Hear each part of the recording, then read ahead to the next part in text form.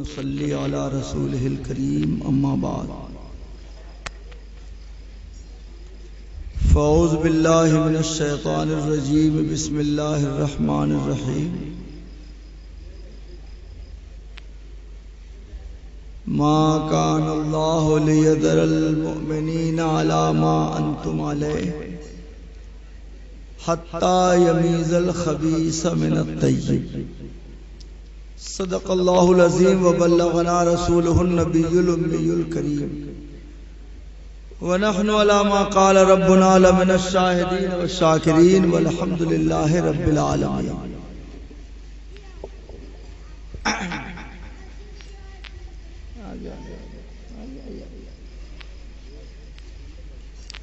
درود پاک پڑھی. اللہم صلی علی سیدنا و نبینا و مولانا محمد معدن الجود والکرم وآلہ و صحبہ و بارک وسلم. صلاۃ و سلام علیکہ یا رسول اللہ صلی اللہ تعالی علیہ وسلم. حضرات،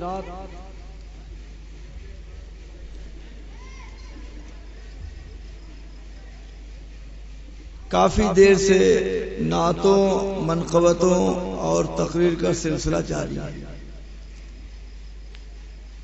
بلکہ اگر میں یہ کہوں کہ تقریر ایک آدھ ہوئی ہے، سب تو تقریباً نعت ہی.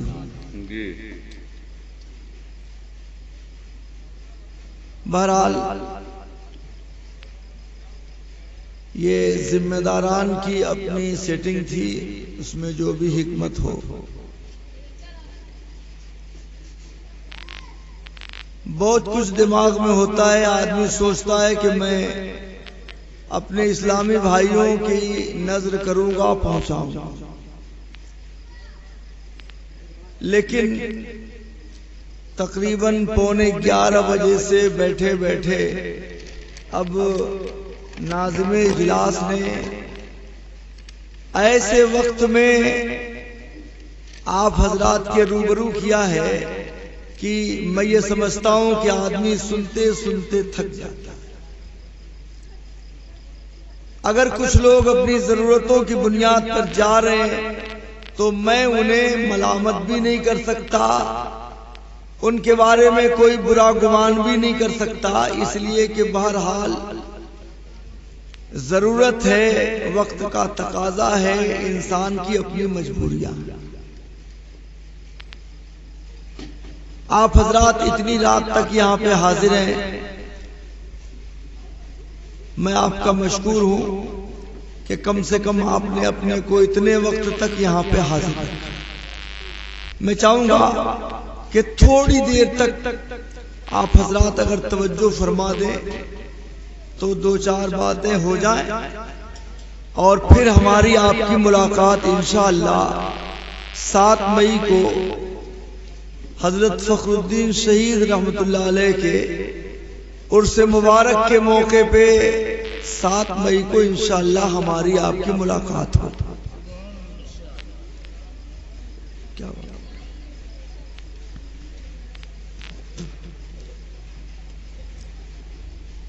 آغاز گفتگو سے پہلے میں اپنے اراکین انجمن بزم رضائے مصطفیٰ کے ذمہ دار نوجوان اور بزرگ اراکین کی خدمت میں مبارکباد پیش کروں گا کہ پروردگار عالم ان حضرات کی کوششوں کو قبول فرمائے اور انہیں بہتر جزا اور بدلہ عطا فرمائے. میری ایک عادت ہے استغاثے کے 2 شعر سے اپنی گفتگو کا آغاز کرتا ہوں. ان اپنے نوجوان دوستوں بالخصوص جو آگے پیچھے نظر آ رہے ہیں اور جن کی کوششوں سے یہ محفل مرتب، جس میں ہمارے بزرگوں کے مشورے، ان کے بہت سارے کارآمد مشورے بھی شامل ہیں اور ہمارے بچوں کی قربانیاں ہیں. میں ان سب کو مد نظر رکھ کے بطور استغاثہ 2 شعر عرض کرتا ہوں کہ نذرانہ خلوص ہمارا قبول ہو، نذرانہ خلوص ہمارا قبول ہو، دامن میں سب کے گلشن طیبہ کا پھول ہو، دامن میں سب کے گلشن طیبہ کا پھول ہو، اور دربار شوق ہم نے سجایا تو ہے ضرور، سرکار دیکھ جائیں تو محنت وصول ہو، سرکار دیکھ جائیں تو محنت وصول ہو۔ رب کریم ان نوجوانوں نے جو محنت کی ہے، اپنی بارگاہ کرم میں ان کی محنتوں کو قبول فرما اور انہیں بہتر بدلہ عطا فرما۔ حضرات، موقع کی نزاکت کے پیش نظر ایک درخواست میں کروں گا، رات کے اس حصے میں اگر آپ حضرات جو دور ہیں، بیچ کی کچھ کرسیاں خالی ہو گئی تو اللہ اور رسول کے ذکر کے نام پہ میں چاہتا ہوں کہ تھوڑا آپ قریب آ جائیں۔ یہ آخری لمحہ ہے رات کا، میں بہت دیر تک آپ کے بیچ نہیں رہوں گا۔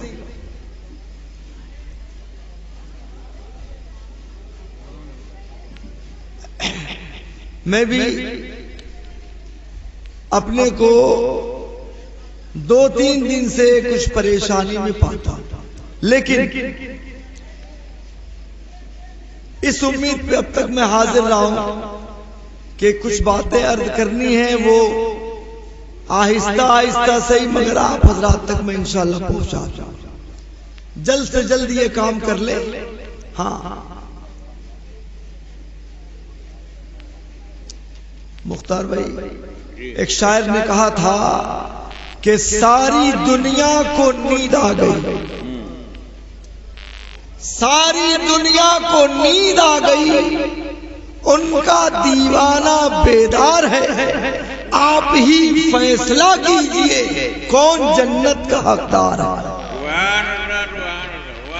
رات کے اس وقت میں تو چاہوں گا کہ ہمارے جو یہ ممبران ہیں، ابھی اس وقت پیچھے سے سہارے کی ضرورت نہیں، آگے سے سہارے کی۔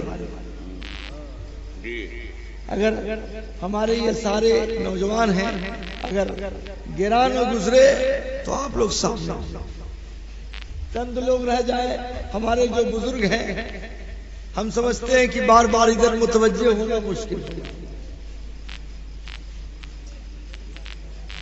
پیچھے کی کرسیاں ادھر اور سمیٹ کے بیٹھ جائیے، چند منٹ کی بات ہے۔ درود پاک پڑھی، اللہم صلی علی سیدنا و نبینا مولانا محمد مبارک وسلم، صلاۃ و سلام علیکہ یا رسول اللہ صلی اللہ علیہ وسلم۔ حضرات،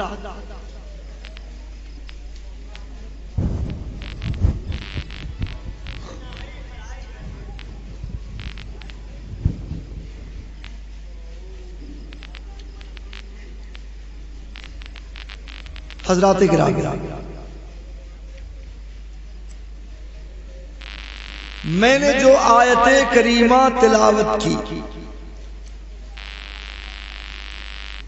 قرآن مجید ارشاد فرماتا ہے کہ ما کان اللہ لیذر المؤمنین علی ما انتم علیہ، کہ اللہ ایمان والوں کو اس حالت میں نہیں چھوڑے گا جس حال پہ اے ایمان والو تم ہو۔ موجودہ حالت میں تمہیں نہیں چھوڑے گا حتی یمیز الخبیث من الطیب، یہاں تک کہ خبیث کو پاکیزہ چیز سے الگ نہ فرما دے۔ یہ گھال میل اللہ باقی نہیں رکھے گا، ناپاک کو پاک سے الگ کر دے۔ امتیاز کر دے گا. یہ اللہ تبارک و تعالی نے ایمان والوں سے وعدہ فرمایا. اصل میں منافقین کے ایک مسئلے کا اس میں ذکر ہے. ایمان والوں میں گھل مل کے وہ لوگ اس میں تھے. ایمان والوں کے راز فاش کرنا، ان کی کمزوریاں جاننا اور ان کے درمیان رہ کے ایمان والوں کی کمزوری کے اسباب پیدا کرنا، یہ منافقین کا طریقہ تھا. تو رب نے کہا کہ پروردگار اس حالت میں تمہیں باقی نہیں رکھے گا. ناپاک کو پاک سے الگ کر کر یہ شروع زمانے کی بات تھی. جب اللہ نے جب تک چاہا یہ گھال میل رہا، لیکن یہ امتیاز ہوگا کیسے؟ کیسے پتا چلے کون خبیث ہے، کون طیب ہے، کون ناپاک ہے، کون پاک ہے؟ اس کا اظہار ہوگا کیسے؟ کیا سارے ایمان والوں کو علم غیب عطا ہو جائے گا کہ مسلمان جان جائے یہ منافق ہے اور یہ مومن ہے؟ پتہ کیسے؟ اس کے آگے قرآن کہتا ہے وَمَا كَانَ اللَّهُ لِيُطْلِعَكُمْ عَلَى الْغَيْبِ. اللہ کی شان نہیں ہے کہ تمہیں غیب پہ مطلع کرے، وَلَكِنَّ اللَّهَ يَجْتَبِي مِن رُّسُلِهِ مَن يَشَاءُ. لیکن اللہ اپنے رسولوں میں سے جسے چاہتا ہے چن لیتا ہے اور اسے غیب پر مطلع کر دیتا ہے. سبحان اللہ سبحان اللہ. اب توجہ دیجیے، مطلب کیا ہوا قرآن کا؟ ایمان والوں خاص توجہ چاہوں. میں بالکل اصلاحی انداز، نہ کسی کی دلازاری مقصود. ہمارا معاملہ بس اتنا ہے کہ جو حق ہے اس کو اپنے بھائیوں کے سامنے رکھنا. ایک سوال صرف ذہن میں رکھیے.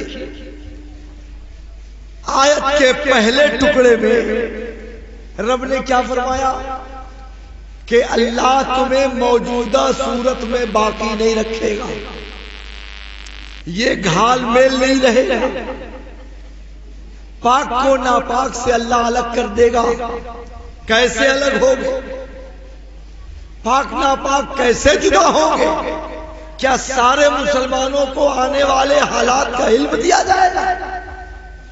تو رب نے فیصلہ کیا کہ مومنوں کو علم غیب نہیں دیا جائے گا، بلکہ رب اپنے رسول کو منافقین کے حالات کے بارے میں علم دے دے گا اور نبی منافقوں کو ایمان والوں سے الگ کر دے گا. اب آئیے تھوڑی اصولی گفتگو ہو جائے. پیارے میاں قبلہ نے کچھ باتیں فرمائی.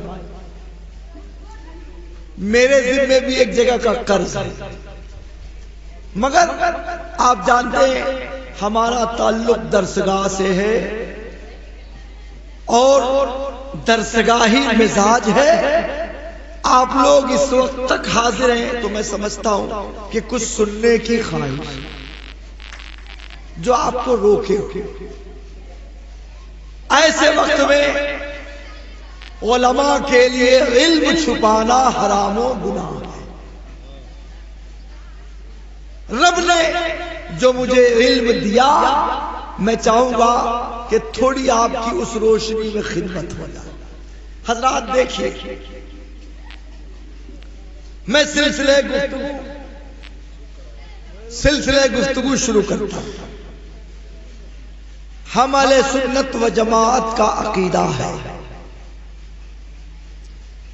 کہ نبی رب کے ذات و صفات کے مظہر ہیں. نبی رب کی ذات و صفات کے مظہر ہے. پروردگار کسی محبوب میں حلول نہیں کرے گا، یہ مشرکانہ عقیدہ. لیکن اللہ تعالی اپنی قدرت کا جلوہ اپنے محبوبوں میں ڈال دیتا ہے تو ہاتھ بندے کا، مگر جو اس سے کرشمہ ظاہر ہوتا ہے وہ رب کی قدرت. بھائی حق ہے. سبحان اللہ سبحان اللہ. توجہ فرمائیے. ہاں سبحان اللہ. آپ کو میں ابھی تک بڑی ساری مثالیں لوگ دے ڈالے. میں آپ سے پوچھتا ہوں، ایک چیز کسی کے لیے غیب ہے اور وہی چیز اللہ والوں کے حق میں غیب نہیں. بولو ہے کہ نہیں؟ اور میں نہیں چاہتا ڈاکٹر کے پاس جائیے، ڈاکٹر صاحب پیٹ میں بڑا درد ہے، آلہ لگایا، یہ لگایا وہ لگایا، سمجھ میں نہیں آتا تو بولتا ہے کہ ایکس رے کرے. نا صاحب توجہ چاہوں، ایکس رے کرے. ایک مشین ہے، اس نے آپ پر اپنی شعاعیں ڈالی تو جو چیزیں عام انسانوں سے چھپی ہوئی ہیں اس مشین کے پردے پہ ظاہر. بولو ظاہر ہوئی. میں آپ سے پوچھتا ہوں، کیا وہ مشین خدا ہے؟ معاذ کیسے ظاہر؟ آپ بولیں گے نہیں مولانا، وہ مشین ایک انسان نے بنائی. وہ مشین ایک انسان نے بنائی. کس نے بنایا؟ وہ ایک سائنسداں تھا. کیسے بنایا؟ اللہ نے اسے عقل دیا، اللہ نے اسے علم دیا. اس علم کی روشنی میں اس نے ایک چیز بنا دی کہ جو چیزیں اوروں کی نگاہوں سے پوشیدہ ہے وہ چیز یہ مشین دیکھے. کس کا ذریعہ ہوا؟ اللہ تعالیٰ کے علم دینے. یہی تو اللہ نے، وہ مومن نہیں کافر ہے. مشین بنانے والا کافر ہے، مگر رب نے علم دیا، اس علم کی روشنی میں بنا دیا اس نے کہ جو چیزیں دوسروں کے لیے پوشیدہ تھیں اس کے لیے وہ چیز ظاہر ہے. اب انسان اس مشین کے ذریعے دیکھتا. جان مجھے بتاؤ، ہم لوگ درسگاہوں میں پڑھاتے ریاضت مجاہدہ جب یہ ترقی کرتا ہے تو انسان کا دل اللہ کی صفات کا آئینہ بنتا ہے اور وہ دل اتنا صاف ہو جاتا ہے کہ دنیا کی نگاہیں جو چیزیں نہیں دیکھتی ایک اللہ والے کا دل ان چیزوں کو دیکھے. سبحان اللہ سبحان اللہ. بولو اس کو مانتے ہیں؟ کہنے والے نے کہا کہ دل کے آئینے میں ہے تصویر یار جب ذرا گردن جھکائی دیکھے. اب آؤ بخاری کی حدیث سنو. میں ابھی تمہیدی باتیں عرض کر رہا ہوں، پھر میں اپنے موضوع پر آؤں گا انشاءاللہ. میرا موضوع ملا جلا ہے. نبی پاک نے مسجد نبوی میں نماز ادا فرمائی، صحابہ کو نماز پڑھائی اور اس کے بعد ارشاد فرماتے ہیں بخاری کی حدیث، اے لوگوں رکوع سجدہ ٹھیک ٹھیک کیا کرو، صحیح رکوع سجدہ کرو. فَإِنِّي أَرَاكُمْ مِنْ وَرَائِي، کیونکہ میں اپنے پیچھے سے بھی تم کو دیکھتا ہوں. سبحان اللہ سبحان اللہ. سارے لوگوں کو میری دعوت فکر ہے. بخاری شریف میں یہ حدیثیں سارے لوگ پڑھاتے ہیں. سیدنا ابو ہریرہ سے بھی مروی ہے اور کچھ بدلے ہوئے الفاظ کے ساتھ حضرت انس سے بھی. کیا؟ ایک روایت میں تو یہ آیا فَإِنِّي أَرَاكُم مِّن وَرَائِي كَمَا أَرَاكُم مِّن أَمَامِي او كما قال کہ میں تمہیں اپنے پیچھے سے بھی ویسے ہی دیکھتا ہوں جیسے اپنے آگے سے دیکھتا ہوں۔ سبحان اللہ سبحان اللہ۔ اب مجھے بتاؤ نبی کو یہ خصوصیت کیوں ملی؟ ہم تو سامنے دیکھتے اور نبی پاک جیسے آگے دیکھے ویسے ہی پیچھے۔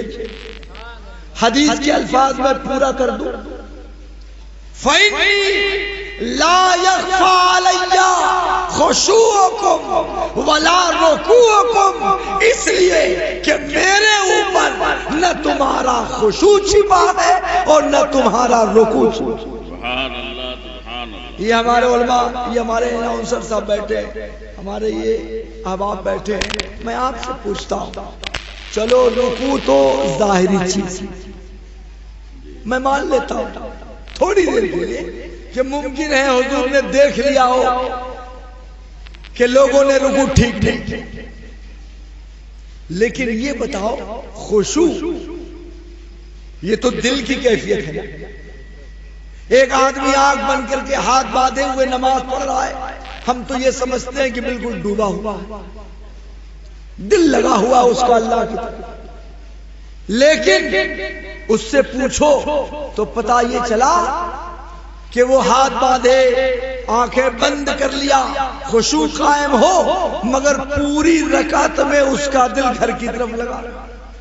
ہم نے تو سمجھا کہ بڑے خشوع سے نماز، یہ دل کی کیفیت، وہ ظاہر نہیں، مگر نبی پاک نے کہا کہ میرے اوپر نہ تمہارا خشوع چھپا ہے اور نہ تمہارا رکوع۔ اور کہیے تو میں اس کی وجہ بتا دوں، حاضر ہیں آپ سننے کے لیے تیار ہیں؟ ارے بولے، اس لیے کہ میرے پاس نہ وہ گلا ہے کہ میں پوری تقریر میں نعت سناؤں، بڑا مشکل۔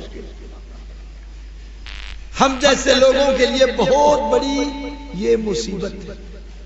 میں آپ سے کیا بتاؤں، ہم سے تو یہی کہا گیا تھا کہ آپ کی شروع میں تقریر کرا دی جائے گی، اور ویسے بھی میں آپ دیکھ رہے ہیں کچھ پریشان تھا، لیکن چلو کوئی بات نہیں، آپ بیٹھے ہوئے ہیں تو میں یہ سمجھتا ہوں کہ آپ کے حقوق ادا کرنا یہ میرا فرض ہے۔ اتنے لوگوں میں میں سمجھتا ہوں کہ اب تک جو بیٹھا ہے اس کو صرف اللہ اور رسول کی محبت نے روکا۔ کچھ لوگوں نے بھی اگر میری بات لے لیا تو میں یہ سمجھوں گا کہ میری محنت انشاءاللہ وصول ہو جائے۔ ایک میں معلومات دے کے جاتا ہوں، سنیے،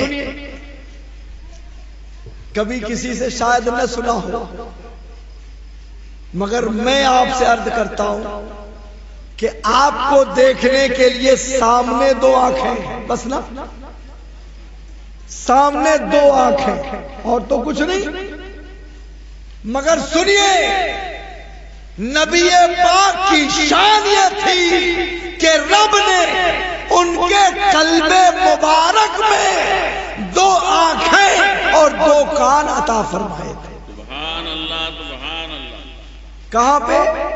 دل، دو آنکھیں اور دو کان۔ حدیث معراج پوری تفصیل سے پیش کرنے کا تو موقع نہیں ہے، مگر میں تھوڑا سا سناؤں، اس لیے کہ جو میرا موضوع علم ہے اس کا اس سے بہت گہرا ہے۔ سنیے، آپ کو شاید یہ بھی نہیں معلوم ہوگا کہ میرے آقا کا سینہ کئے مرتبہ چاک کیا گیا، معلوم ہے پورے مجمع میں کسی کو کئے مرتبہ؟ دیکھیے سبحان اللہ، 4 کئے مرتبہ؟ ایک مرتبہ 2.5 سال کی عمر مبارک میں جب نبی پاک حضرت حلیمہ سعدیہ کے گھر تھے، اس آپ کے رضائی بھائی دوڑتے آئے اور حضرت حلیمہ سے کہا کہ غضب ہو گیا، ہمارے بھائی کو 2 آدمیوں نے قتل کر دیا، شکم چاک کر دیا۔ اور جب حضرت حلیمہ اپنے شوہر کے ساتھ پہنچی تھی تو کیا دیکھا تھا کہ نبی پاک کھڑے ہیں، چہرہ زرد ہے، کمزوری کے آثار ظاہر ہو رہے۔ پوچھا بیٹا کیا بات ہے؟ کہا 2 سفید پوش آئے، انہوں نے مجھے لٹا دیا، میرا سینہ یہاں سے یہاں تک چاک کیا، اندر سے کچھ نکالا، کچھ کیا انہوں نے، اور پھر اپنی جگہ رکھ کے سل دیا۔ یہ 2.5 سال کی عمر میں، پھر 10 سال، اور اس کے بعد جب وحی نازل ہونے والی تھی اس وقت، اور آخری مرتبہ جب نبی پاک معراج کے لیے تشریف لے جائے، کیا مرتبہ ہوا؟ 4۔ اور میں آپ کو بتا دوں، معلومات میں اضافہ کر لیجئے، 1400 سال پہلے جو چیزیں اسلام نے پیش کر دی، آج سائنس اپنے عمل میں لا رہی ہے اور اس سے فائدہ اٹھا۔ آپ سوچئے، آپ نے کبھی دیکھا ہے جو خلا میں خلابات جاتے ہیں، مدار میں جو خلائی اسٹیشن انہوں نے بنا رکھے سائنسدانوں، اور راکٹ داغتے، سیارہ داغتے، تو ایک حد تک تو زمین کا مدار ہے، وہاں تک تو ہوا ہے، وہاں ہوا ہے، تو وہاں تو انسان چل جائے، لیکن جیسے جیسے آگے بڑھے گا ہوا کا دباؤ ختم ہوتا جائے گا اور انسان پھٹ سکتا ہے۔ تو وہاں پہ کیا کرتے ہیں؟ دیکھا ہوگا آپ نے، اگر فوٹو دیکھا ہو تو ہر ایک کے پیٹھ پہ 2 گیس سلنڈر نظر آئے، آکسیجن کے 2 سلنڈر پیٹھ پہ بدھے ہوئے۔ زمین کے مدار سے جب آگے بڑھے تو ہوا کا دباؤ ختم۔ اب ایسی صورت میں آدمی کا رکنا مشکل، پھٹ جائے، تو یہی آکسیجن اس کو روکتا۔ ہم نے جب واقع معراج کا تجزیہ کیا، علماء نے بتایا، ہم نے غور کیا کہ معراج کے موقع پہ کیا ضرورت تھی کہ ام ہانی کے گھر کے پاس جب نبی آرام کر رہے، جبریل آئے، فرشتے ساتھ میں، سینہ چاک ہوا، اور آقا خود فرماتے ہیں کہ دل نکال۔ کیا ہوا؟ دل نکال۔ اور دل نکالنے کے بعد ایک حصہ نکال کے پھینک، خون کا ایک حصہ، اور جبریل نے کیا کہا؟ ھذا حظک من الشیطان، یہ آپ کے دل میں شیطان کا حصہ تھا۔ میں تو بڑا گھبرایا کہ نبی کے دل میں شیطان کا حصہ۔ علماء نے تشریح کی کہ ہر انسان کے دل میں ایک لوتھڑا ہوتا ہے جو شیطانی اثر کو قبول کر پیدائش مکمل کرنے کے لیے نبی پاک کے دل میں وہ حصہ رکھا گیا تھا، اور بعد میں نبی کی خصوصیت کی وجہ سے وہ حصہ نکال دیا گیا تاکہ نبی کے قلب سے شیطان کا کوئی تعلق نہ رہے۔ سبحان اللہ، سبحان اللہ۔ اب اناؤنسر صاحب کہیں گے کہ مولانا صاحب جب نکال کے پھینکنا ہی تھا تو پیدا کرنے کی کیا ضرورت؟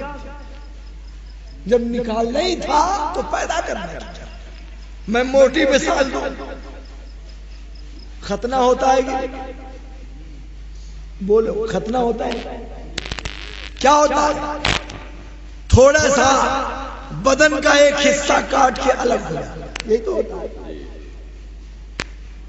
کوئی کہہ سکتا تھا کہ جب کاٹ نہیں ہے تو پیدا کرنے کی کیا، مگر جب پوچھئے گا تو دنیا بتائے گی کہ انسانی تخلیق مکمل ہونے کے لیے وہ حصہ ضروری ہے، اور نظافت کے لیے، پاکیزگی کے لیے اس کو الگ کر دیا گیا۔ یہ سنت ابراہیم۔ سبحان اللہ سبحان اللہ۔ اور میں مثال دیتا ہوں، ماشاءاللہ بنارس کے حاجی مشہور ہیں، بہت بڑی تعداد جاتی ہے۔ اب میں آپ سے پوچھتا ہوں، کھجوریں ملتی ہیں نا؟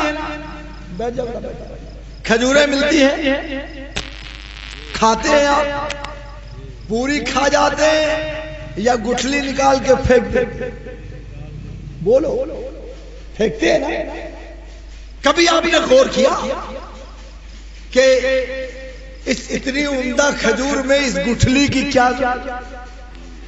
کبھی ساری دنیا کھجوریں کھاتی ہے، گٹھلی پھینک، مگر میں آپ کو بتاؤں کہ وہ بیج کھجور کے وجود کے لیے ضروری تھا، اب کھجور پک گئی، اب اس بیج کی کوئی ضرورت نہیں ہے، ورنہ کل تک اس گٹھلی کا وجود کھجور کے لیے ضروری۔ اب آگے بڑھیے، یہ ایک ضمنی بات، نبی پاک کا دل نکالا، اور دل نکالنے کے بعد زمزم کے پانی سے دھویا۔ کس سے؟ زمزم سے۔ کیا اس لیے کہ نبی کا قلب مبارک معاذ اللہ گندا تھا؟ نبی کا دل،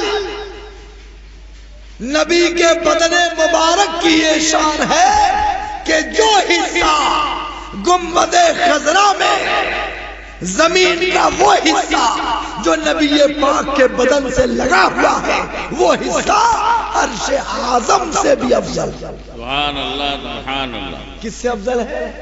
عرش اعظم۔ سبحان اللہ۔ اور نبی کے دل کی بات، ارے جب عام مومن کا دل عرش الہی کہا جاتا ہے تو سید المرسلین کا قلب مبارک جو رب کے جلووں کی آماجگاہ ہو، وہ بھلا گندا ہو؟ مجھے کہہ لینے دو کہ زمزم سے دھو کے دل کو پاک نہیں کیا گیا، بلکہ نبی کے قلب مبارک کے ذریعے زمزم کو پاکیزگی عطا کر، سبحان اللہ سبحان اللہ، پاک بنا دیا گیا۔ اور اب میں جو کہنا چاہتا تھا اس کو سنیے، توجہ ہے؟ تھوڑا سا ایسا لگے کہ میں سمجھوں کہ آپ ہوا بڑی اچھی ہے، اور جو ادھر ادھر ہیں ایسے وقت میں تو یہی چاہوں گا کہ وہ سامنے، جو ہمارے بھائی ادھر ادھر ٹہل رہے، اٹھنے بیٹھنے کا ماحول مجھ کو پسند ہے۔ حکیم صاحب، ہم لوگوں کا یقین جانیے، جلسوں میں اب جانے سے دل گھبراتا، اس لیے کہ جلسوں کی دنیا اب کم سے کم علماء کے لیے راس نہیں، عجیب و غریب ماحول بنتا جا رہا ہے۔ اللہ تعالیٰ بہرحال ان جلسوں کو قائم رکھے اور ان کی افادیت کو بڑھائے۔ سوچنا پڑتا ہے کبھی کبھی کہ ہماری عوام 5-5, 6-6, 7-7 گھنٹہ بیٹھتی ہے، مگر وہ جاتی ہے تو کیا لے کے؟ یہ سوچنے کا ایک ہے، اس کا انتظام ہے۔ بہرحال سنیے، میں نے جس لیے یہ حدیث شروع کی تھی اس کو سنیے۔ زمزم سے دھویا، اور اس کے بعد حدیث میں آیا کہ جبریل امین ایک دشت میں علم و حکمت بھر کے لائے اور نبی کے قلب مبارک میں اڈیل دیا۔ سبحان اللہ سبحان اللہ سبحان اللہ۔ ذرا سوچیے، یہ بتاؤ کہ علم کوئی شربت ہے، آدمی لے آ کے پلا دیا؟ علم کیا ہے؟ شربت ہے، جسم ہے؟ نہیں، مگر یہ بھی نبی کی خصوصیت ہے کہ علم جسم نہیں رکھتا، مگر نبی کے لیے رب ذوالجلال نے علم کو جسمانی بنا دیا اور آپ کے قلب مبارک میں اڈیل دیا۔ سبحان اللہ سبحان۔ اب بتاؤ کہ جس قلب میں رب نے علم و حکمت بھر دیا ہو، اگر علم و حکمت کا خزانہ نہیں ہوگا تو مجھے بتاؤ کہ وہ کیا؟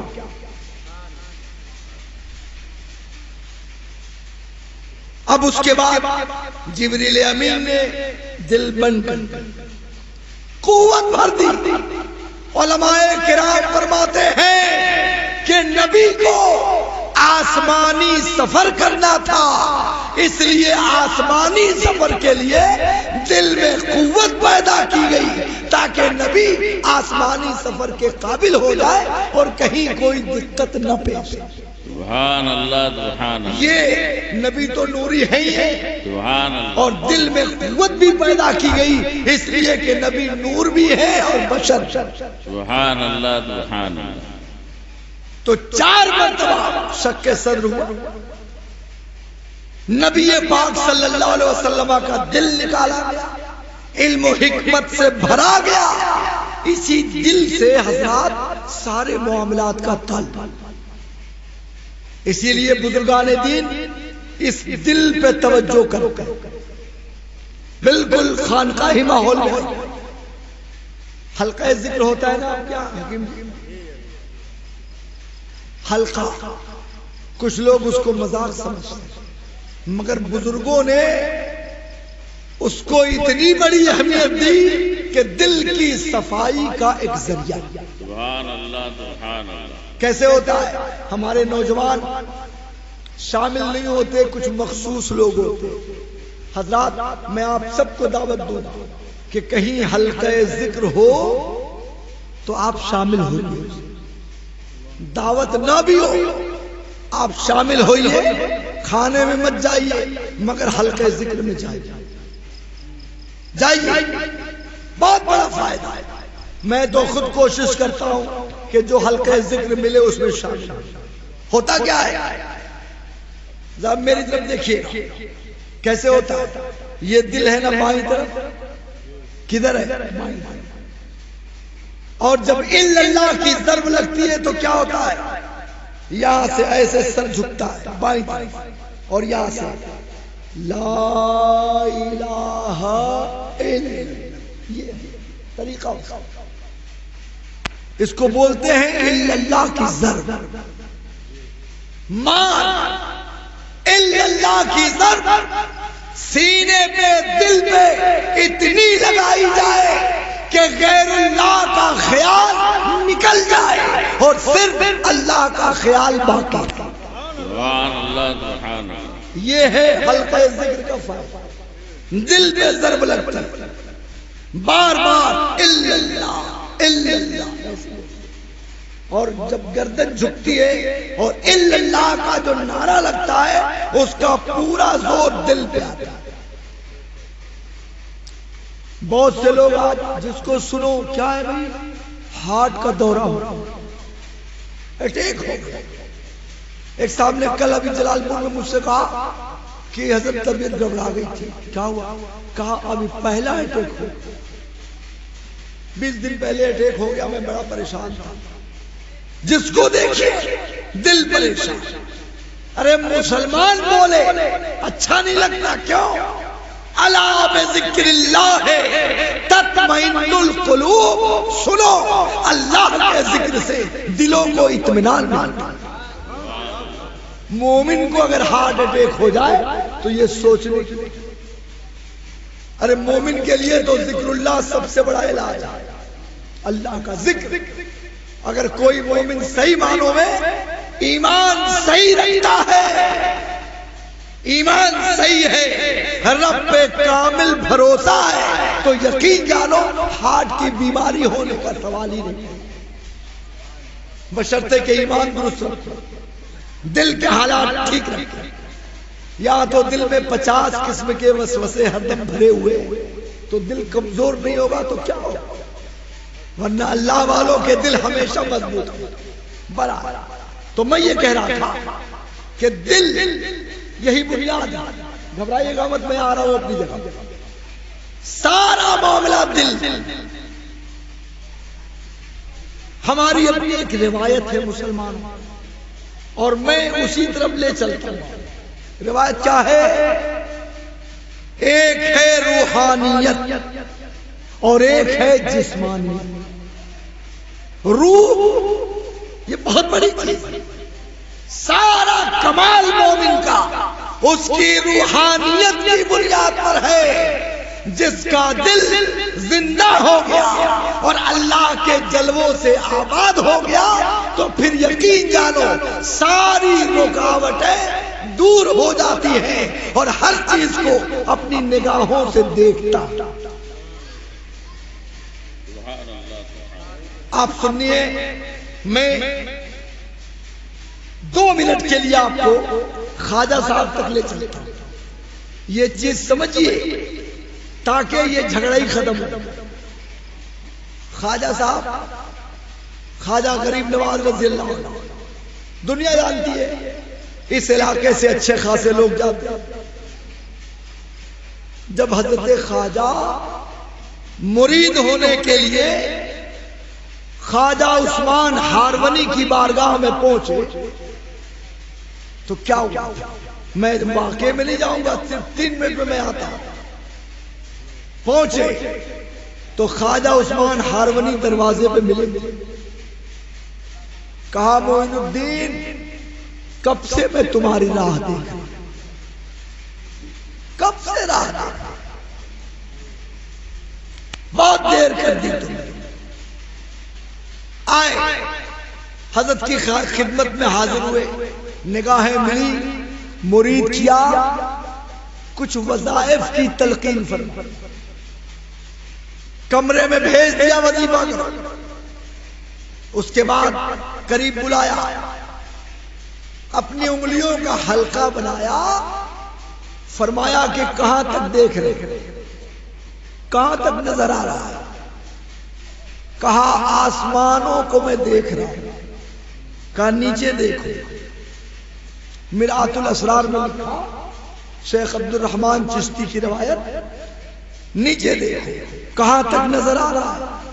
کہا تحت الثری تک دیکھ رہا ہوں. پھر حضرت نے کچھ وظائف فرمائے اور فرمایا کہ وظیفہ کرو. 24 گھنٹہ اور بھیجا. اس کے بعد حاضر ہوئے تو آپ نے فرمایا کہ میری انگلیوں کے درمیان دیکھو. کہاں تک دیکھو؟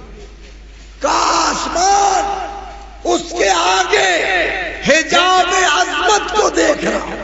سبحان اللہ، سبحان اللہ. 7 زمین کے نیچے وہ سب میں دیکھ رہا ہوں.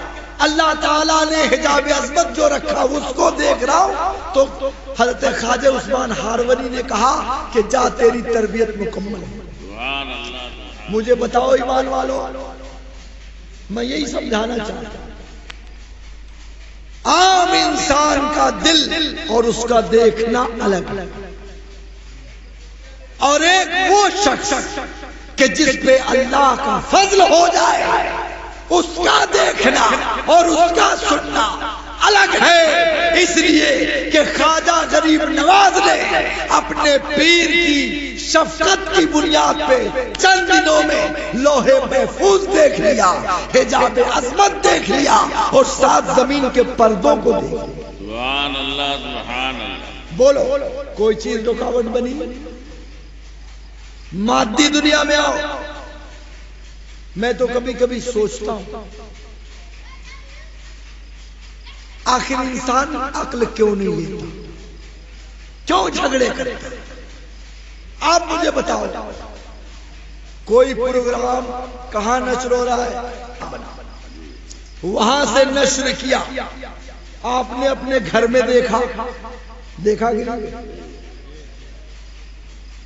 کئی ہزار کلومیٹر بیچ میں دریا ہے، پہاڑ ہے، بڑے بڑے جنگل ہیں، آدمی گزر نہیں سکتا.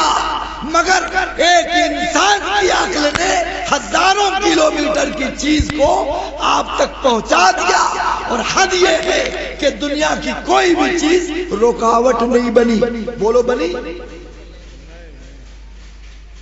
لیکن اگر نبی کے لیے کوئی بات آ جائے تو انسان رکاوٹیں یہ نہیں معلوم اور وہ نہیں معلوم. ذرا وقت یہ ہے تھوڑا سا میں تفریح طبع میں ایک سوال پوچھتا ہوں. انشاءاللہ یہ اس علاقے کے لوگ جو سوجھ بوجھ والے ہیں میری بات سمجھنے کی کوشش کیجیے گا. حکیم صاحب، کسی نے کہا حضور کو یہ نہیں معلوم تھا. ہم نے اس سے پوچھا یہ بتاؤ. بہت توجہ، خاص توجہ کی ضرورت ہے، ایک ہی دو لفظ کا کھیل ہے اس میں. ہم نے اس سے پوچھا کہ یہ بتاؤ تم تو جانتے ہو کہ نبی کو یہ نہیں معلوم، یہ بتاؤ کہ حضور صلی اللہ علیہ وسلم کو تمہارے اس علم کا علم تھا کہ نہیں سمجھا؟ بہت خاص توجہ دیجیے. تم کہہ رہے ہو کہ نبی کو علم نہیں تھا، گویا تم کو نبی کے علم نہ ہونے کا علم ہے.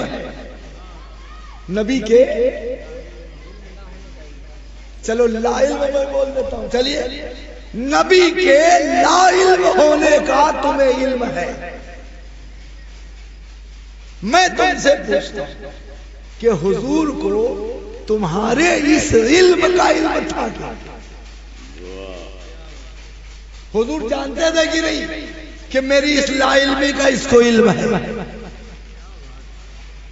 چپ چپ، میں نے کہا بولو. اگر یہ کہیں کہ نہیں تھا تب تو امتی ہی کا علم بڑھ گیا کہ نہیں بڑھا؟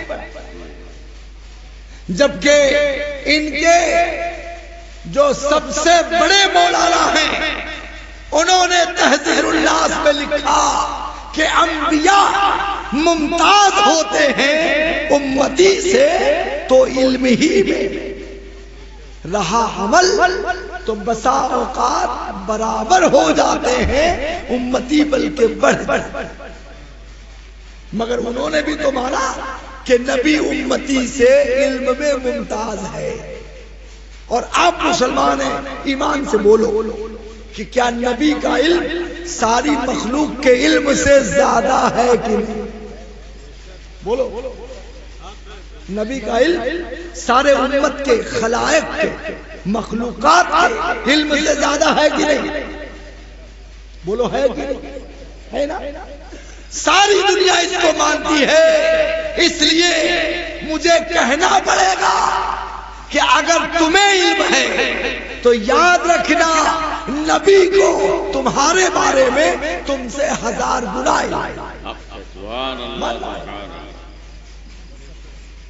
حضرات. یہ مسئلہ ایسے نہیں ہے، لوگ روحانیت پیدا کیجیے. روحانیت کبھی کبھی ایسا ہوتا ہے لازم ہے دل کے پاس رہے پاسبان عقل، لیکن اسے کبھی کبھی تنہا بھی چھوڑے.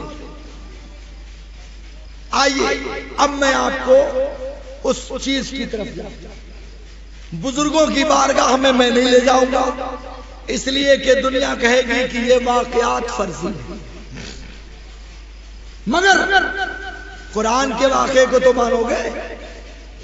آؤ قرآن دیکھو. کیا معاملہ ہے؟ تھوڑی دیر بیٹھ جاؤ بس، تھوڑی. مجھے آپ لوگوں کی مجبوریوں کا احساس ہے اور آپ سے زیادہ یقین جانیے میں مجبور. کل عرس حافظ ملت ہے، ہم لوگ اشرفیہ کے فارغ ہیں. اگر ان حضرات کی محبت والا مسئلہ نہ ہوتا تو آج ہم لوگ مبارک پور ہوں. کل کے عرس میں شریک ہوں گے اور پرسوں مجھے بنگلور سارے معاملات ہیں، لیکن میں یہ چاہتا ہوں کہ دو چار باتیں ہو جائیں. جیسے اتنی دیر آپ جاگے تھوڑی سنیے.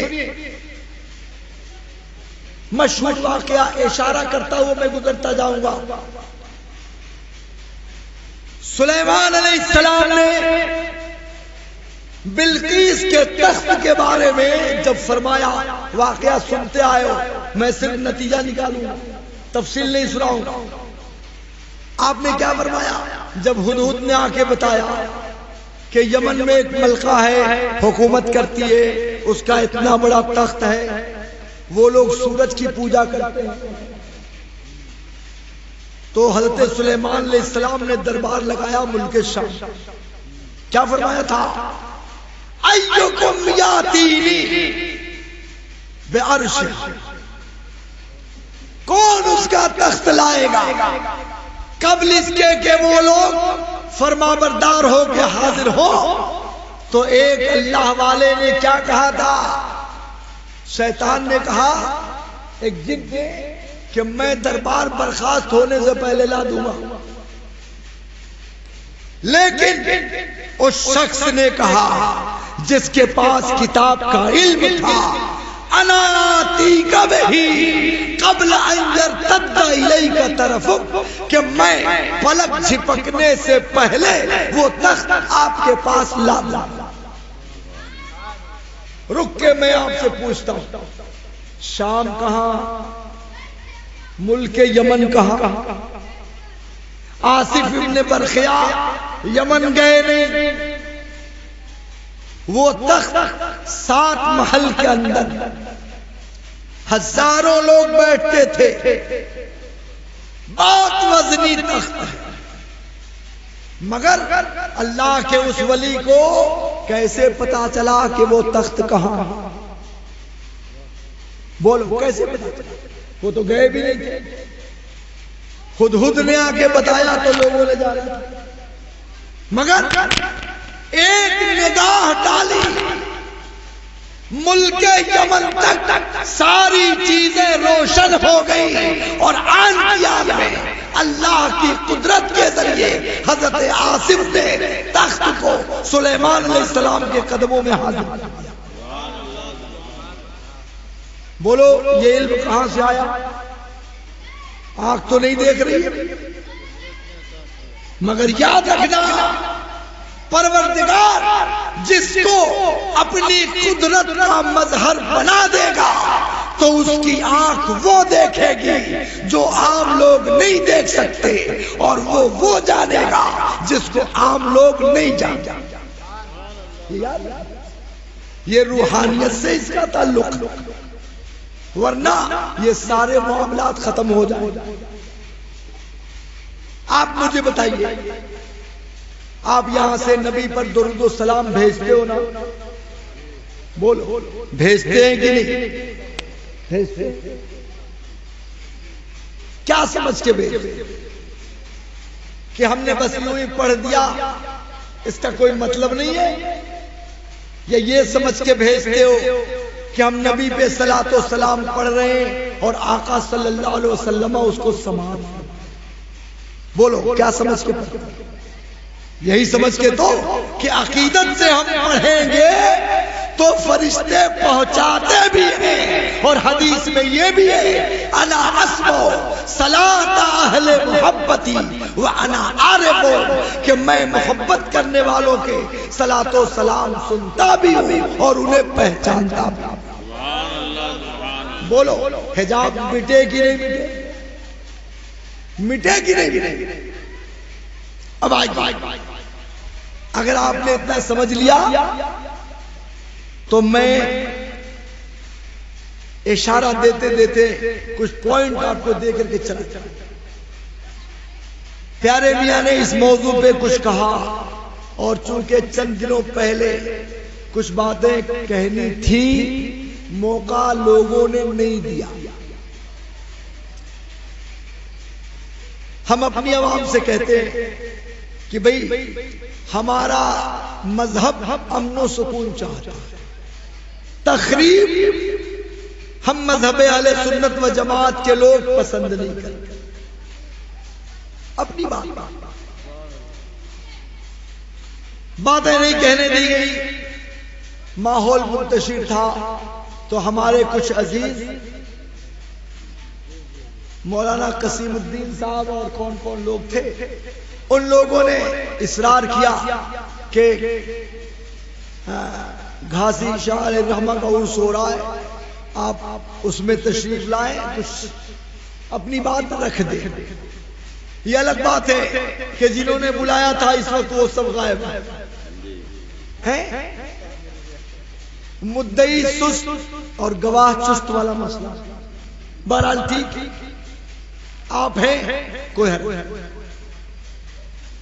آج میں پہلے آپ کو یہ بتا دوں، پیارے میاں نے بھی کچھ کہا، بہت سارے علماء بول چکے، اور میں نے جو آیت تلاوت کی اس روشنی میں بھی جو حتمی بات ہے میں کہ پوائنٹ، تاکہ آپ بڑے اطمینان سے گفتگو کر سکیں. سنیے، غیب کا مطلب کیا ہوتا ہے پہلے اس کو سمجھ لیجئے، تو میں آیتیں حدیثیں سناتا ہوں. بہت ساری باتیں یاد نہیں رہتی، میں نے اشارے نوٹ کر لیے. غیب کا مطلب ما غاب عن الحس،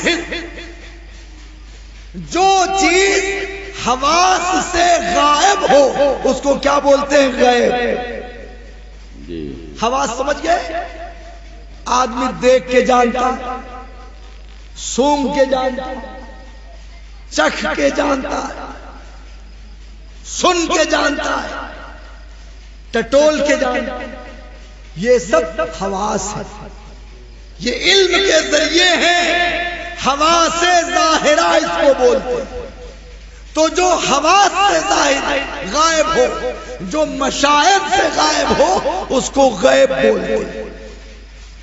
اب سوال اس بات کا ہے کہ کیا اللہ تعالی اس پر قادر ہے کہ نہیں کہ وہ اپنے بندوں کو یا جس کو چاہے اپنے علوم غیبیہ میں سے عطا فرمائے؟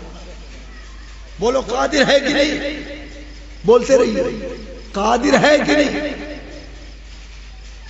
اپنا عقیدہ میں پہلے بتا دوں، ساری باتیں ہوتی ہیں اور عقیدے کا صحیح ترجمانی.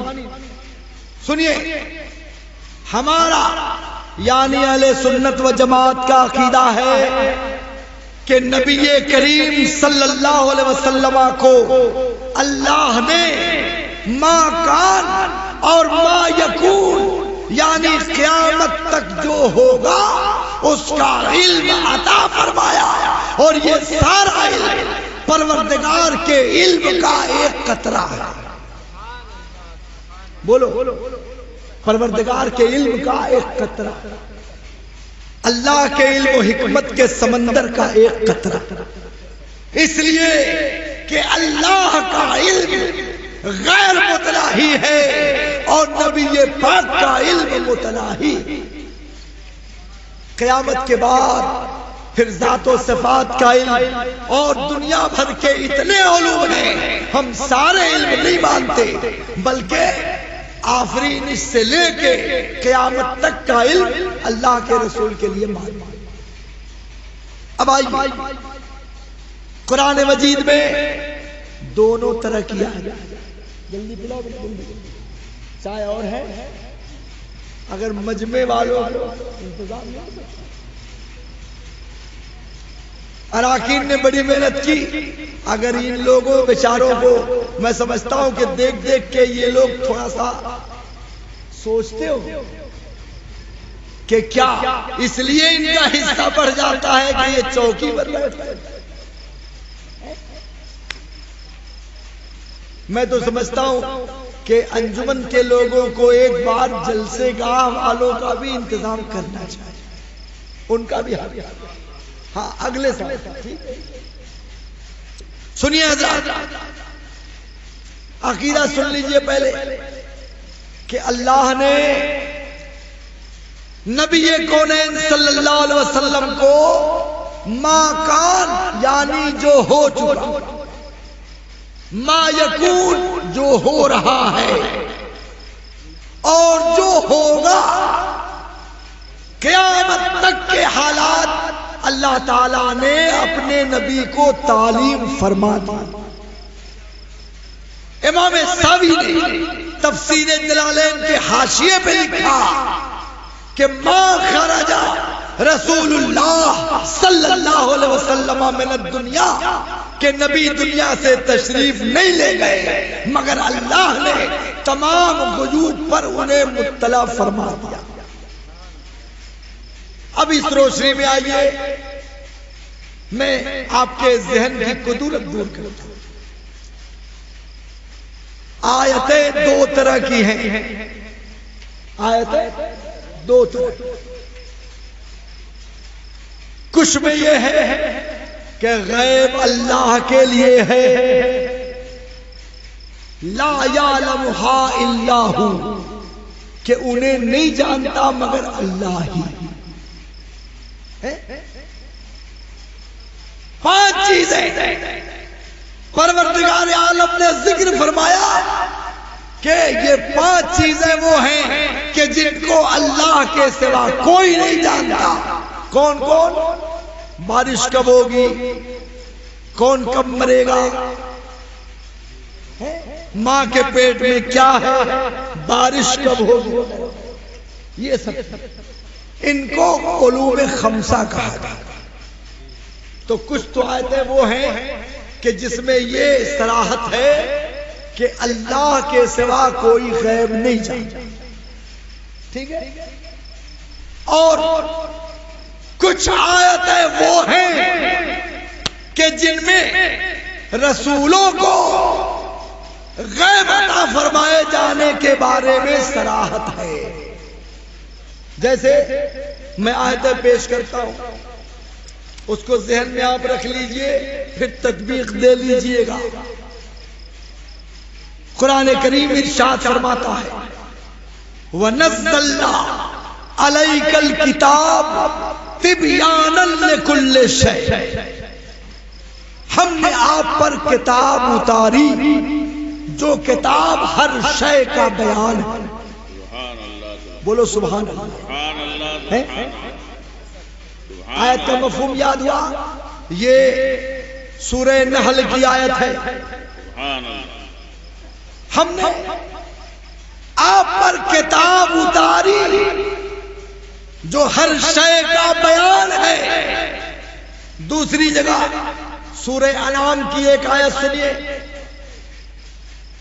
ما کان حدیثا یفترا، یہ قرآن کوئی گڑھی ہوئی بات نہیں ہے، ولیکن تصدیق الذی بین یدیہ، لیکن یہ قرآن اگلی کتابوں کی تصدیق ہے، وتفصیل کل شیء، اور ہر شے کی تفصیل ہے۔ تیسری آیت میں سنا دوں، یہ سورہ یوسف کی آیت، اور یہ سورہ انعام کی ایک آیت سن لیجئے، ما فرطنا فی الکتاب من شیء، ہم نے اس کتاب میں کوئی شے اٹھا نہیں رکھی، باقی نہیں چھوڑ، ہر شے اس کتاب۔ اور ایک آیت اور میں سنا دوں، ولا حبۃ فی ظلمات الارض ولا رطب ولا یابس الا فی کتاب مبین، یہ سورہ انعام کی آیت ہے۔ کوئی دانہ نہیں، زمین کی اندھیریوں میں کوئی دانہ نہیں، نہ کوئی خشک و تر ہے، مگر ایک کھلی کتاب میں وہ سب موجود ہے۔ یہ چار آیتیں قرآن کے بارے میں نے سنا دیا، جس میں اس بات کا بیان ہے کہ قرآن میں ہر شے ہے۔ بولو مانتے ہو نا؟ قرآن کی صراحت، قرآن میں ہر شے ہے۔ اب بولو حکیم جی، آپ بتائیے، آپ بھی بغل میں ہیں، ہمارے سامنے یہ میرے بھائی بیٹھے ہیں، آپ بھی بولو۔ چچا آپ صرف اتنا بتائیں، قرآن کس پر اترا؟ بولیے، قرآن کس پر اترا؟ سب بول دیجئے۔ رسول پہ اترا نا، قرآن رسول پر اترا. اب بولو رسول نے قرآن سمجھا کہ نہیں سمجھا؟ بولو سمجھا کہ نہیں سمجھا؟ سمجھا. سمجھا نا؟ اور جب سمجھا تو مجھے بتاؤ قرآن میں ہر شے کا علم ہے اور نبی کو قرآن کا معلم بنایا گیا، تو بولو نبی پاک کو کائنات کی ساری چیزوں کا علم ہوا کہ نہیں ہوا؟ سبحان اللہ سبحان اللہ. بولو ہوا کہ نہیں؟ اللہ نے نبی کو قرآن سکھانے بھیجا. بولو قرآن سکھانے بھیجا. اب مجھے بتاؤ کہ جو قرآن سیکھے گا ہی نہیں تو سکھائے گا کیا؟ سکھائے گا. میں ایک مثال دے دوں، توجہ حاضر آپ حضرات کی سنیے. علم مکمل نہ ہونے کی 4 صورت. مختار بھائی کتنا؟ ایک ہے شاگرد، ایک ہے استاد. یہ ہمارے ماسٹر ہے، پڑھاتے. ان کے یہاں کوئی لڑکا پڑھتا ہے، انہی کو میں مثال پہ دے دوں. ماسٹر ہے نا، پرائمری کے ماسٹر لوگ بہت عیش کرتے ہیں. سنیے اب مجھے بتائیے، یہ استاد ہے، ان کا ایک شاگرد ہے، نہیں پڑھ سکا کسی وجہ سے، تو کتنی صورت ہو سکتی ہے؟ یا تو ان کو پڑھانے کا ڈھنگ نہ ہو، ٹھیک ہے نا؟ ایک میں یہ نہیں کہہ رہا ہوں کہ ان کو ڈھنگ نہیں ہے، ماشاءاللہ پرانے مدرس، لیکن امکان نہ، یا تو انہیں پڑھانے کا ڈھنگ نہیں، اور یا تو ایسا ہے کہ لڑکا ہی گوبر ہے، پڑھنے نہیں چاہتا. لڑکے کے اندر پڑھنے کی صلاحیت ہے، اس لیے نہیں پڑھا.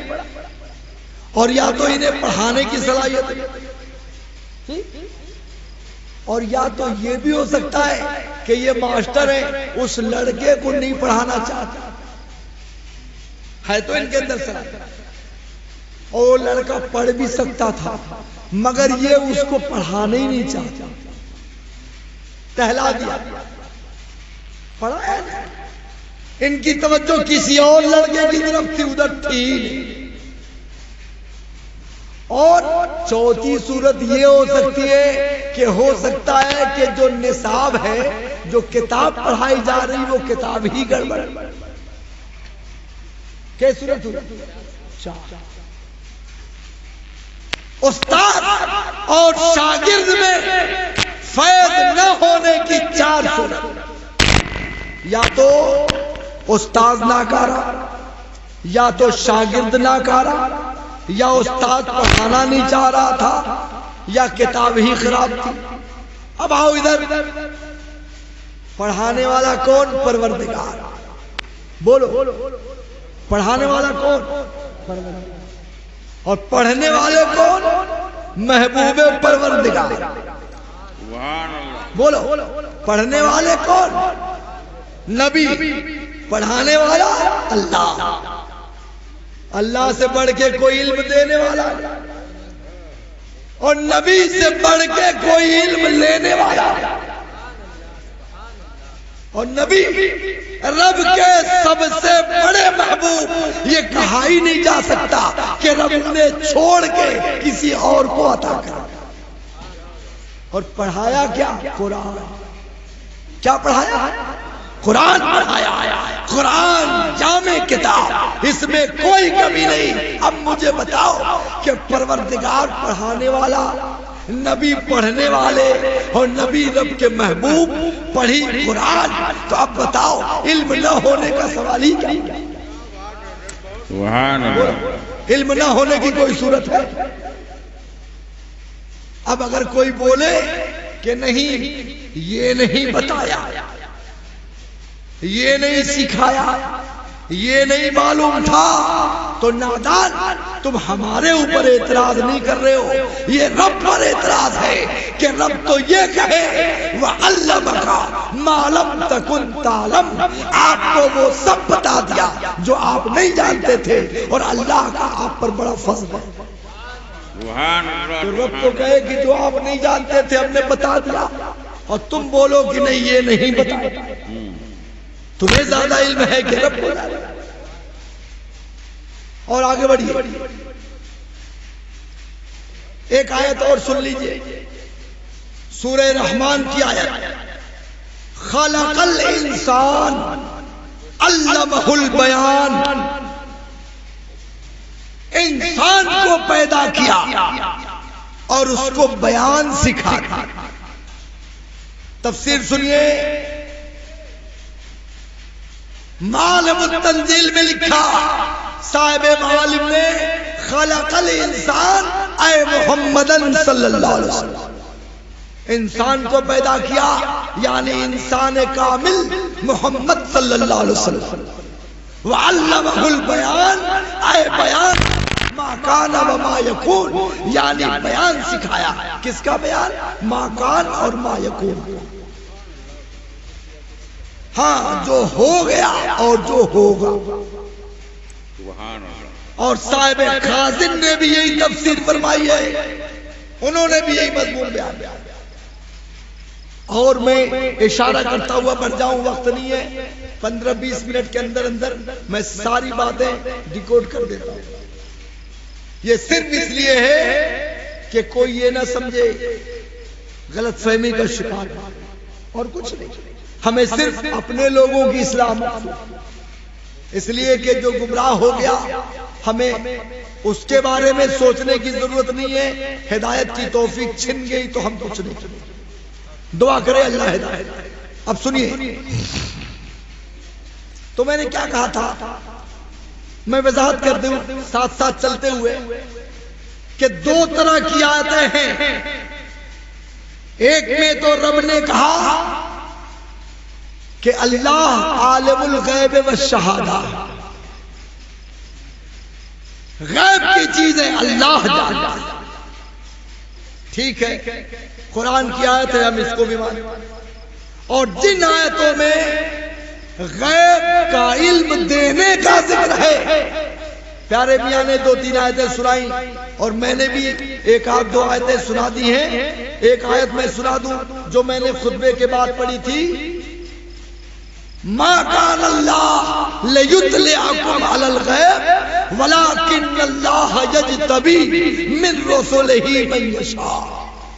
اللہ کی شان نہیں کہ تمہیں غیب پہ مطلع کرے، مگر اپنے رسولوں میں سے جس کو چاہتا ہے چن لیتا، تو اسے غیب کی خبر دے دیتا۔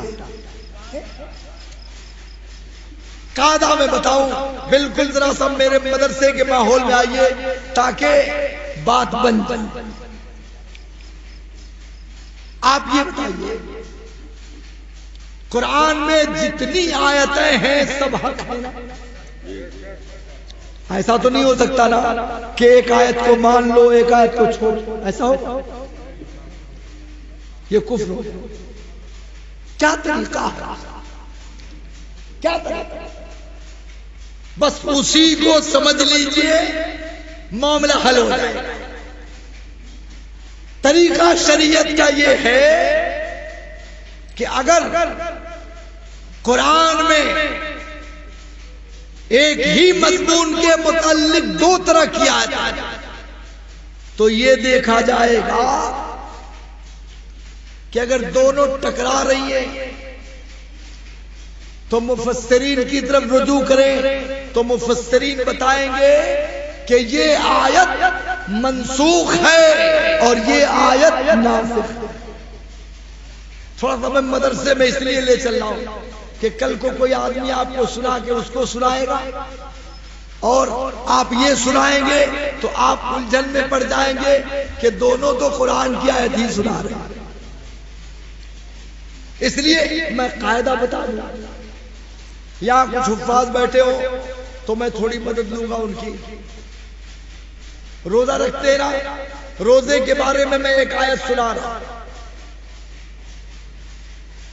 حفاظ ہوں گے، یہ پروگرام دور تک جا رہا ہے، سارے لوگ نوٹ کرتے ہوں گے. اس لیے میں بڑی ذمہ داری سے بولنا چاہتا ہوں. قرآن کریم کی آیت کریمہ سورہ بقرہ کیا ہے؟ وَعَلَى الَّذِينَ يُطِيقُونَهُ فِدْيَةٌ طَعَامُ مِسْكِين. حافظ صاحب ہے کوئی حافظ نہیں آبے؟ اللہ اکبر. علی پور کا ایریا سنتا ہوں کہ حافظوں سے پٹا پڑا. مجمع میں ہے آیت سنیے، وَعَلَى الَّذِينَ يُطِيقُونَهُ فِدْيَةٌ طَعَامُ مِسْكِين. ترجمہ میں جو لفظ ہے میں اس کا ترجمہ کروں. اگر لا مقدر مان کے ترجمہ کیا جاتا ہے کہ پوشیدہ، مگر جو آیت ہے لفظ بلفظ میں اس کا ترجمہ کر رہا ہوں. ان لوگوں پر جو روزے کی طاقت رکھتے ہیں ایک مسکین کا کھانا فدیہ دینا ہے. سمجھے آپ مسئلہ کیا؟ مسئلہ کیا؟ یہ ہمارے ڈاکٹر اناؤنسر صاحب ہیں ہٹے کٹے ماشاءاللہ، یہ روزے کی طاقت رکھتے ہیں کہ نہیں؟ رکھتے ہیں نا. قرآن کی اس آیت کے مطابق کیا ہوا؟ ان لوگوں پر جو روزے کی طاقت رکھتے ہیں ایک مسکین کا کھانا فدیہ. یعنی اگر یہ طاقت رکھتے ہوئے بھی روزہ نہ رکھنا چاہے اور ایک مسکین کا کھانا فدیہ دے دے تو روزہ نہ رکھیں تو کوئی گناہ نہیں ہوگا. آیت کا مضمون، آیت کا ترجمہ یہی ہے. اور اگر آپ کو نہیں سمجھ میں آئے گا تو مترجم قرآن آپ کے گھر میں ہوگا، کل دیکھ لیجیے. لفظی ترجمہ یہ الگ بات ہے کہ مفسرین کہتے ہیں کہ اس میں لا مقدر ہے، پوشیدہ. کیوں؟ آیت کا مضمون بنانے کے کہ جو لوگ روزے کی طاقت نہیں رکھتے وہ ایک مسکین کا کھانا فدیہ دے. مسئلہ یہ. لیکن جو قرآن کی آیت ہے لفظی ترجمہ کروں گا تو اس کا ترجمہ یہ ہے، ہاں جو روزے کی طاقت رکھتا ہے وہ ایک مسکین کا کھانا فدیہ. سنیے علماء فرماتے ہیں، مفسرین فرماتے ہیں یہ آیت منسوخ ہے.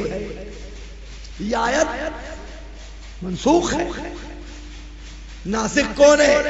ناسخ قرآن کی دوسری آیت فمن شہد منکم الشہر فلیصم، کہ جو تم میں سے اس مہینے میں حاضر ہو تو چاہیے کہ وہ اس مہینے کا روزہ رکھے. بات سمجھ میں آ گئی؟ نہیں سمجھ میں؟ اب یہ مت سمجھیے گا کہ یہ ختم ہو گئی، نہیں. اس کو میں کیا بتاؤں، وقت نہیں اور آپ بھی مل کر تھک گئے، مگر میں چھیڑ دیا ہے تو تھوڑی وضاحت ہونی چاہیے. ناسخ منسوخ، ناسخ منسوخ یہ ایک اصطلاح. آپ ایسا سمجھیے کہ قرآن کا حکم آیا کب تک؟ 5 مہینے کے لیے چلا. اب اس کے بعد رب نے بہتر سمجھا تو وہ حکم ختم کر دیا اور اس کے بجائے دوسرا حکم عطا کر.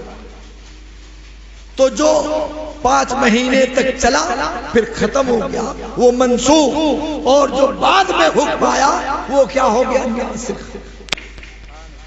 اور میں آسان کر دوں، ڈاکٹر کیا آپ گئے، ڈاکٹر نے دوا لکھ دی، 1 مہینہ دوا کر کے آؤ. آپ نے دوا کھا لیا، فائدہ ہو گیا، پھر گئے ڈاکٹر تو ڈاکٹر نے کہا ایسا ہے سب کاٹ، آج سے یہ دوا چلے، یہ دوا بند، اب یہ چلے. آپ نے پوچھا ڈاکٹر صاحب یہ؟ کہا میں ڈاکٹر ہوں نا، میں سمجھتا ہوں کہ یہاں تک یہ دعا مناسب تھی، اب اس کے بعد یہ دعا مناسب، وہ غلط نہیں تھی، وہ غلط نہیں تھی، مگر اس کا وقت اسی وقت تک تھا، وقت ختم، اب یہاں سے یہ چلے ایسے ناسخ منسوخ۔ میں وقت نہیں ہے ورنہ میں 50 مثالیں دیتا۔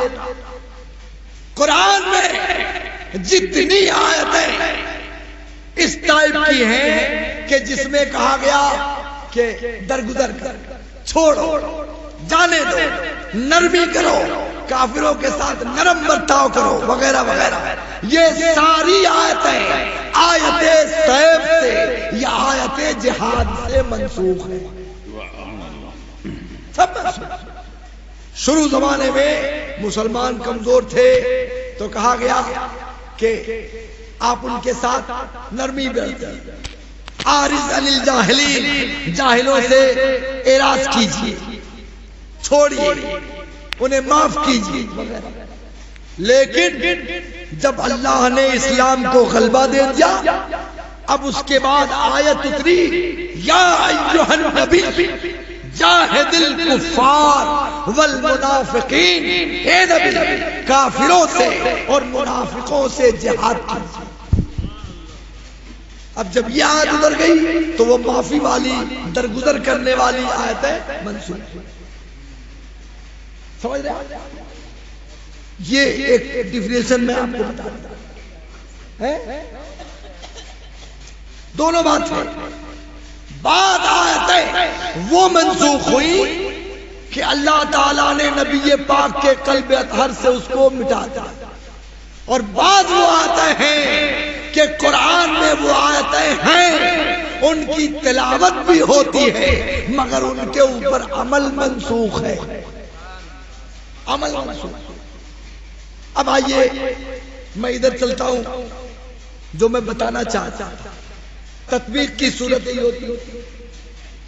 ایک قرآن میں حکم الگ آیا، حدیث میں الگ آیا، تو دونوں میں تطبیق دینے کی کوشش کرو کہ اس پہ بھی عمل ہو جائے، اس پہ بھی ہو جائے۔ ایسا ہو گیا تو ٹھیک، نہیں تو قرآن پہ عمل کرو، حدیث چھوڑ دو۔ تطبیق کی بن گئی تو ٹھیک۔ جیسے ایک مثال میں دے دیتا ہوں، انہوں نے پوچھ دیا، وضاحت کر دوں۔ قرآن میں کیا آیا؟ فَقْرَوْا مَا تَيَسَّرَ مِنَ الْقُرْآنِ، قرآن میں سے جو آسان لگے اس کو پڑھو، ٹھیک ہے؟ اور حدیث میں آیا کہ لا صلاۃ الا بفاتحۃ الکتاب، سورہ فاتحہ کے بغیر نماز۔ دو بات ہو گئی، قرآن نے کہا جو آسان لگے وہ پڑھو، اور حدیث نے سورہ فاتحہ کی تخصیص کر دی۔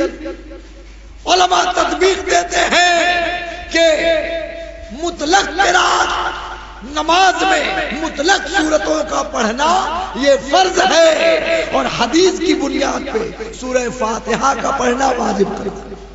دونوں پہ عمل ہو گیا کہ نہیں ہو گیا؟ ایسے صورت بدل۔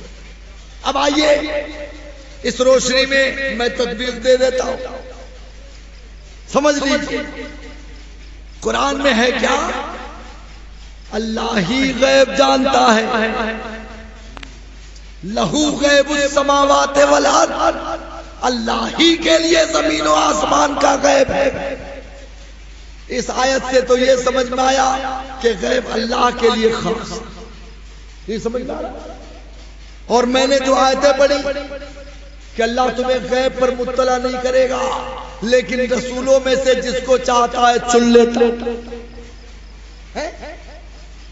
قرآن ہر چیز کا بیان، اور رب نے قرآن کا علم رسول کو دیا، رسول نے گویا قرآن کی ہر شے کو سیکھا اور دنیا کو سکھایا، معلم بن گئے۔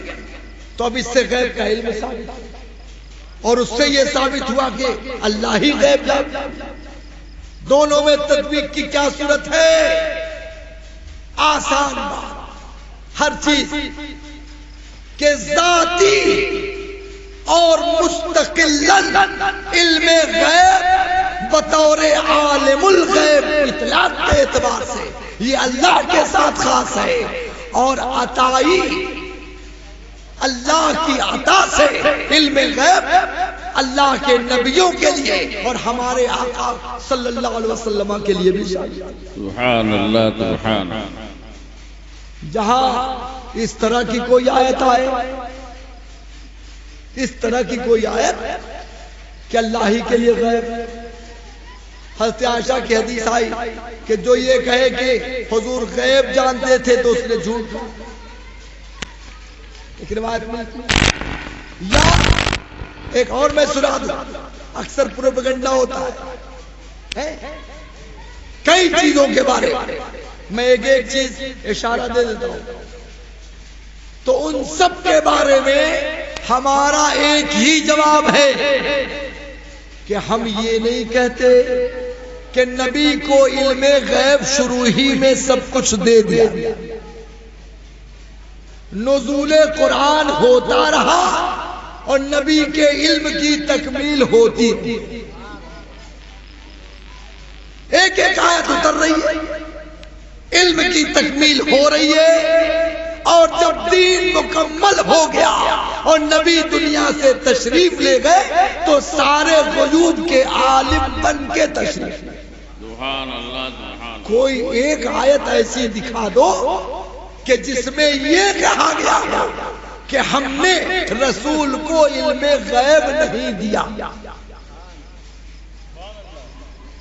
پوری برادری کو چیلنج، سبحان اللہ سبحان اللہ۔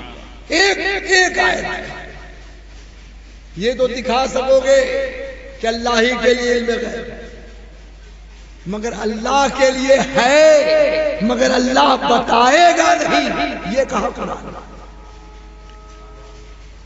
اللہ غیب جانتا ہے، ٹھیک ہے، ہم کہاں کہتے ہیں کہ اللہ غیب نہیں جانتا، لیکن اللہ بتائے گا بھی نہیں کسی کو، یہ ہے کہیں قرآن۔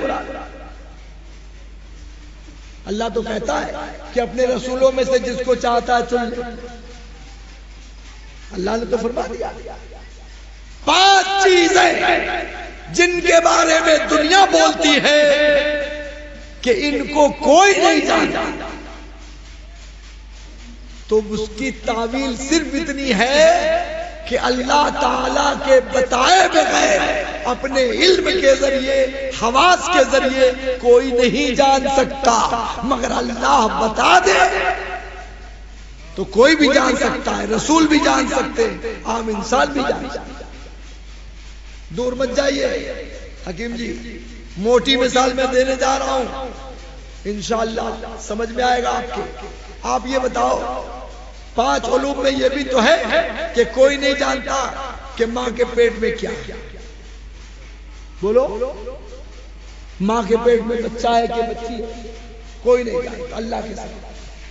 ایمانداری سے بتاؤ، اگر آیت کا یہی معنی ہے تو آج الٹرا ساؤنڈ کے ذریعے دنیا کیسے جان جاتی ہے کہ پیٹ میں بچی ہے اور اس سے وقت سے پہلے اس کو ختم کرائے گا؟ مجھے جواب دو۔ کیا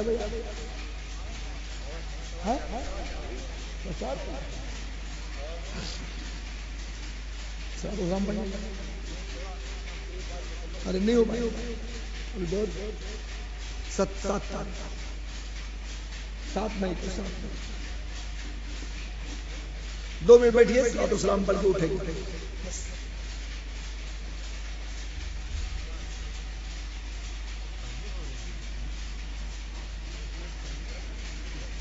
ہو گئی؟